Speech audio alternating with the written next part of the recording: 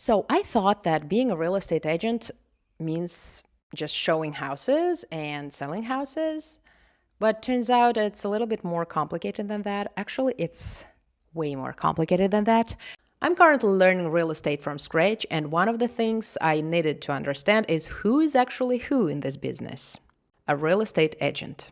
A real estate agent is a licensed professional who helps people buy or sell homes. But here's the key thing. An agent cannot work independently. They always have to work under a broker. Who is a broker? A broker is a licensed real estate professional who has more education and can manage agents or run their own real estate business. To become a broker, you need a different, higher-level license. Even though agents can show homes, negotiate the price, and prepare and submit offers, they're always supervised by a broker. The broker oversees the transaction and makes sure everything is done properly, which helps protect the interests of both sides involved in the deal. Types of agents. Listing agent represents the seller and tries to get the best price and terms. Buyer's agent represents the buyer and helps them find a home and negotiate the best deal. Fiduciary duty. Excuse my Russian accent. Agents have something called fiduciary duty, which means they must act in the best interest of their client with loyalty, honesty, and full disclosure.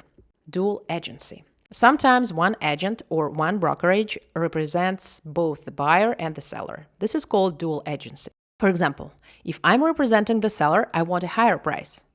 If I'm representing the buyer, I want a lower price. In dual agency, I can't fully fight for both at the same time. That's why it's considered restricted, because the agent cannot fully represent both sides' interests. But at the same time, it still happens quite often, especially within the same brokerage, because it can make transitions smoother and both sides agree to it by signing consent. So it's allowed, but with limitations. License. To become a real estate agent in New York, you need to complete required education, pass an exam, and get licensed. And you have to renew your license every 2 years. You also need to complete continuing education courses to keep your license active. And yes, this is exactly what I'm working toward right now.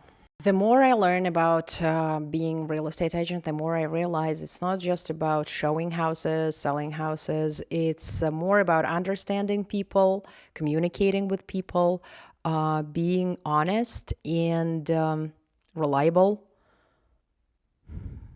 I can do that. If you're also curious about real estate, follow along. I'm learning this step by step.